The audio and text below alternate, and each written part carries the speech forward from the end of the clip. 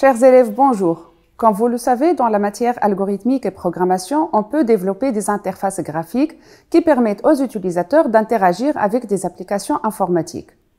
À la fin de cette séquence d'apprentissage, je souhaite que vous serez capable de concevoir une interface graphique, récupérer des données à partir d'un fichier, exploiter une table widget dans une interface graphique.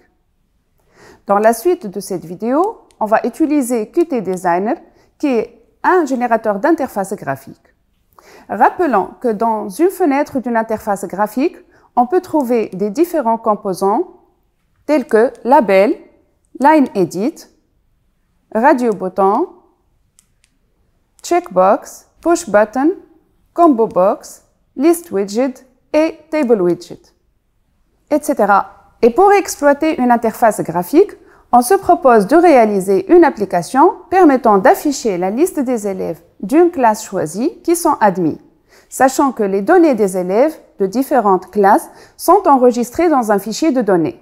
On suppose que le fichier d'enregistrement intitulé fdate.elève est déjà créé. Chaque élève est caractérisé par un nom, prénom, classe, moyenne. En utilisant l'outil de création des interfaces graphiques Qt Designer, on va concevoir une interface graphique nommée interface res-élève, contenant les éléments suivants.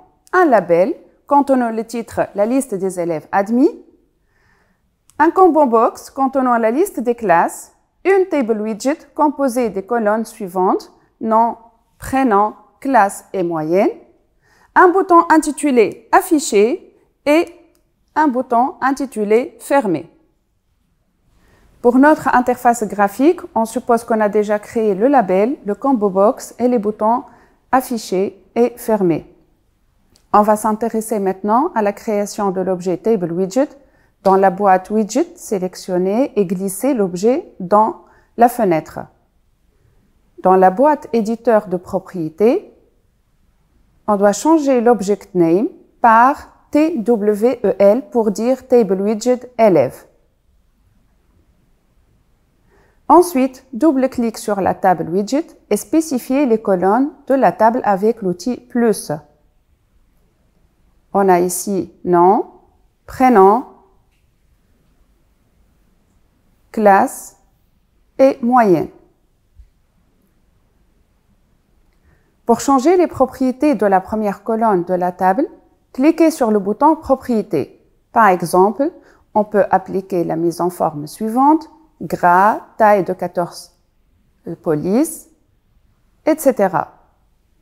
Et confirmer par OK. Ensuite, refaire les mêmes choses ou bien les mêmes étapes pour les autres colonnes. Dans ce programme, on trouve essentiellement l'importation des bibliothèques nécessaires, le code de chargement de l'interface graphique déjà créé, le code du bouton Fermer et le code du bouton Afficher. En fait, on va s'intéresser seulement au développement du code du bouton Afficher qui permet l'importation des données à partir du fichier felève.date et l'affichage du résultat dans la table widget après le choix de la classe. Maintenant, on va expliquer le code en détail. En effet, l'importation des outils de la bibliothèque PyQt5 permet de coder l'interface graphique. L'importation de la bibliothèque Pickle, sachant que le module dump sert à stocker les données dans un fichier et le module load sert à récupérer les données à partir d'un fichier. La création d'une instance de l'application avec l'instruction app égale QApplication. Le chargement de l'interface graphique déjà créée avec Qt Designer se fait par l'instruction fen égale load UI et on ajoute le nom de l'interface, interface res-élève.ui. L'affichage de la fenêtre de l'application est avec l'instruction fen.show. L'instruction suivante, fen.bfermé.clicked.connect fermé, permet d'appeler le module fermé pour fermer l'application de la fenêtre.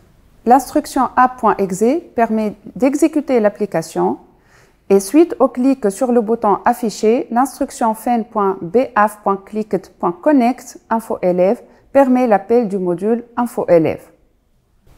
Passons au développement du module info-élève. On doit écrire def info-élève.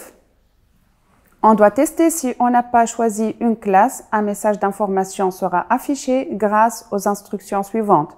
if fen.class.currentIndex égale à 0, QMessageBox, .information, fen information, choisir une classe. Dans le cas contraire, on doit ouvrir le fichier felf.date en lecture en utilisant le paramètre RB. Donc, on écrit fe égale open flf.date RB.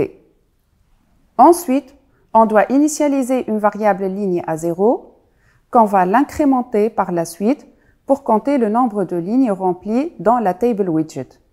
Aussi, initialiser la variable fin-fiche à false pour tester la fin du fichier. Maintenant, tant que la fin du fichier n'est pas atteinte, while fin fichier égale à false, on répète les instructions suivantes par le mot-clé try. EL égale load FE pour lire le dictionnaire élève à partir du fichier FE. Maintenant, on vérifie la valeur de la classe choisie par rapport au champ classe du fichier. Aussi, que la moyenne supérieure ou égale à 10. If fen.class.currentText égale élève class and moyenne supérieure ou égale à 10. Si la condition est satisfaite, on incrémente la ligne par 1. L'instruction fen.twl.setRowCount ligne plus 1. En effet, setRowCount est une méthode qui permet de créer un tableau de n lignes dans la table widget qui commence par la ligne numéro 1. Par la suite, on écrit l'instruction fen.tablewidget.setItem ligne 0, ligne, la colonne 0, QTableWidgetItem, EL non, sachant que cette instruction permet d'importer la valeur et le premier champ non de l'enregistrement EL et de l'afficher dans la colonne 0 de la table widget. On va refaire la même instruction précédente pour afficher la suite des champs de l'enregistrement prénom, classe et moyenne, respectivement dans les colonnes 1, 2, 3.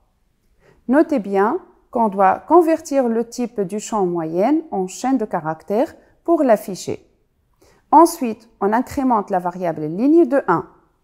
Maintenant, en cas de fin de fichier, la boucle doit s'arrêter et la variable booléenne fin de fichier reçoit true.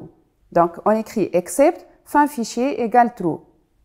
Enfin, on écrit fe.close pour la fermeture du fichier. On va passer maintenant à l'exécution de notre programme. Si on ne choisit pas une classe et on clique sur le bouton afficher, un message d'information sera affiché. Si on choisit par exemple la classe 4e SI1 et on clique sur le bouton afficher, on voit bien la liste des élèves admis est affichée dans la table widget. Cette séquence touche à sa fin. Pour mieux comprendre les notions présentées dans cette vidéo, vous pouvez exploiter les évaluations en cliquant sur le lien ci-dessous. Je vous remercie pour votre attention et bonne continuation.